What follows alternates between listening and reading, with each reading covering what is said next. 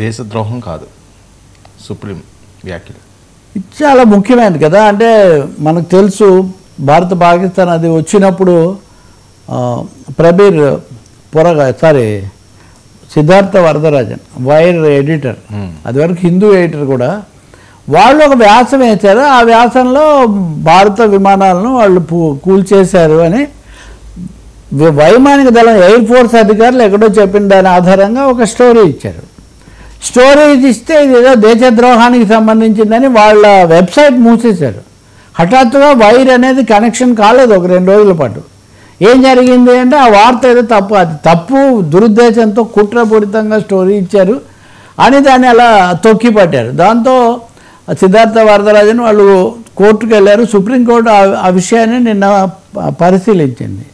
ఇప్పుడు ఆ బిఎస్ఎన్ అంటే భారత బిఎన్ఎస్ న్యాయ సంహిత 154 కింద మీరు అంతకుముందు 124A కిందేమో అదేమో దేశద్రోహం, అలా రాజద్రోహం కింద 124Aలో ఏమున్నాయో అవన్నీ ఇక్కడ 154లో ఉన్నాయని మీరు అరెస్టులు చేస్తే అది కుదరదు.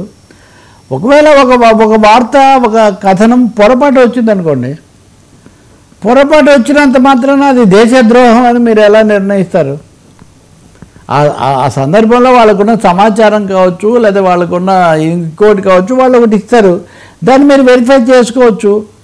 ఇంకొకటి ఒక వార్త ఒక చోట కొంచెం తప్పుగా రావడంతోనే మొత్తం అంతా తలకిందులు అయిపోతుందా?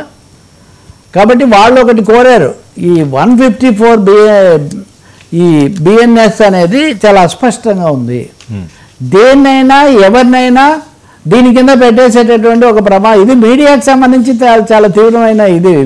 వర్మ ఇలా అన్నందుకు మాకు దేశ భద్రతకు ముప్పు అని ఎవరైనా అన్నారు అనుకోండి, అది అక్కడ ఎండ్లెస్ అయిపోతుంది. కాబట్టి వాళ్ళు చెప్పింది ఏంటంటే ఒక వ్యాసం అనేది రావటం ఒక్కటే ద్రోహం కిందకి ఎప్పటికి కూడా కాదు. అలా అని మేము జర్నలిస్టులకు వేరే హక్కులు ఉన్నాయని చెప్పడం లేదు, కానీ ప్రతి కేసును ప్రతి సందర్భాన్ని దాని వాస్తవాలను బట్టి మనం చూడాల్సి ఉంటుంది. అనేక రకాల అంశాలు మీడియాలో వీటిలో వస్తుంటాయి అని. ఇప్పుడు ఇదే మనం కాశ్మీర్లో కూడా 25 పుస్తకాలను నిషేధించారు. ఎప్పుడు మనం పుట్టకముందు రాసిన పుస్తకాలు కూడా అవి వచ్చి ఇప్పుడు దేశానికి అవి ఎలా భద్రతకు భంగం కలిగిస్తాయి? కాబట్టి కొంచెం కూడా భిన్నాభిప్రాయం ఉండకూడదు అన్న పద్ధతిలో వాటిని తొక్కిపట్టడము లేకపోతే వాళ్ళ మీద కేసులు పెట్టడం ఇది చెల్లుబాటు కాదు అని అతనికి సిద్ధార్థ వరదరాజన్కు సుప్రీంకోర్టు ప్రొటెక్షన్ ఇచ్చింది. మిగిలిన విషయాలు విచారిస్తాము, ఏదైనా తప్పులు ఉంటే చూస్తామన్నారు. మీకు తెలుసు చాలా రకాల కథనాలు వచ్చాయి, ఆ యుద్ధంలో ఎవరు దెబ్బతిన్నారు, ఎవరయ్యారు, వాటి గురించి రిపోర్ట్ చేస్తుంది మీడియా. రిపోర్ట్ చేసినంత మాత్రాన అప్పుడు ఉదాహరణకు సింగపూర్లో మాట్లాడుతూ మన త్రివిధ దళాలకు సమన్వయకర్తగా ఉన్నాడు కదా, ఐ థింక్ ఆయన పేరు, ఆయన చెప్పాడు మా విమానాల్లో ఇవన్నీ జరుగుతుంటాయి, యుద్ధాలన్న తర్వాత అటు ఇటు కూడా కూల్చేయడం జరుగుతుంటుంది, అది మామూలు విషయమేని. వాళ్ళు రాసింది దాదాపు అదే. జయశంకర్ అండి, విదేశాంగ మంత్రి కాదు ఆయన ఉన్నాడు కదా, సంజయ్ సంథింగ్, సో ఆయన. కాబట్టి ఇది ముఖ్యమైన మీడియాకి సంబంధించి ఇది ముఖ్యమైన రిలీఫ్ కింద లెక్క. దీని మీద బాధ్యతగా ఉండాలి అనడంలో సందేహం లేదు, కానీ ఏకపక్షంగా ద్రోహం చేశారు, కుట్ర పన్నారు అంటే మటుకు అది తప్పవచ్చు. సరే, ఏంటి ఆర్జీవీ మళ్ళీ కథనాలు వరుసగా వస్తున్నాయి నిన్నటి నుంచి కూడా? కథనాలు లేకపోతే సృష్టిస్తాడు కదా ఆర్జీవీ.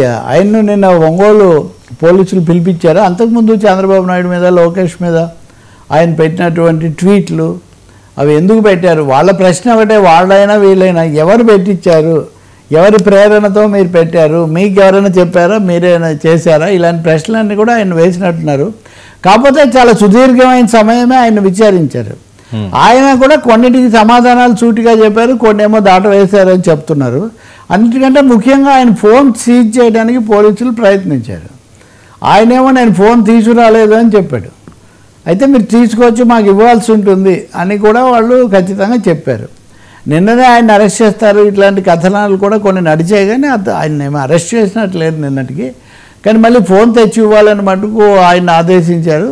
ఇంకా మూడోదేమో ఆయన వ్యూహం సినిమాకి సంబంధించిన పెట్టుబడి ఎలా వచ్చింది, ఆ డిజిటల్ కార్పొరేషన్ దీన్ని కొనుగోలు చేయడం వెనక ఏదైనా రాజకీయాలు ఉన్నాయా, ఇలాంటి అంశాలు కూడా వాళ్ళు దృష్టిలో ప్రభుత్వం చూస్తూ ఉంది. అలాంటి ప్రశ్నలు కూడా కొన్ని వేసినట్టు కనిపిస్తుంది. కానీ ఆయన మటుకు దేనికి దొరకకుండా చేశారు. కానీ చాలా రోజుల తర్వాత మళ్ళీ రామ్ గోపాల్ వర్మ ఇప్పుడు పోసానికి కృష్ణమురళి లాంటి ఆయన అరెస్ట్ అయ్యి చాలా రోజులు ఉండి చాలా చోట్ల నుంచి కేసులు వాటన్నిటి మధ్య తిరిగి ఇప్పుడు మళ్ళీ ఆయన సినిమా నిర్మాణంలోకి ఈజ్ బ్యాక్ విత్ సినిమా. ఈ మధ్య ఆయన కొత్త నటీనటులు వీళ్ళందరూ కూడా కావాలి, వీలైనంత అవకాశాలు ఇస్తాను, ఒక్క మాట కూడా రాజకీయం మాట్లాడకుండా ఆయన ఇవే మాట్లాడారు. నాకు తెలిసి వర్మ కూడా చాలా రోజులుగా రాజకీయ సన్యాసం ఆల్మోస్ట్ ఆయన పాటిస్తున్నట్టుగా ఉన్నారు. ఎప్పుడన్నా ఒకటి అలా చెప్తే కూడా అవి ఆసక్తికరమైనవి, రెండు వర్గాలను కూడా ఆకట్టుకునేవి ఆయన చెప్తూ ఉన్నారు. బహుశా పోలీసుల దగ్గర కూడా ఆయన ఒక లౌక్యంగా బయటపడే ప్రయత్నం చేసే అవకాశం ఎక్కువగా కనిపిస్తుంది.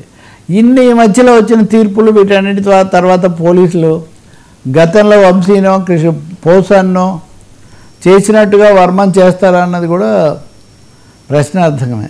బహుశా లీగల్గా వెళ్ళొచ్చు. ఈయన హైకోర్టులో కొంత రిలీఫ్ కూడా తెచ్చుకున్నారు. పోలీసులకు అయితే పూర్తిగా సహకరించాలి అని మటుకు చెప్పారు. ఆ స్థాయిలో సహకరించలేదు అని పోలీసులకు కొంత అసంతృప్తిగా ఉన్నారు. అది ఎలా అవుతుందో ఇంకా మనం చూడాలి. థ్యాంక్ యూ సో మచ్ రావు గారు. ఇది ఈనాటి frankly with Telakapalli. Station to 9 news.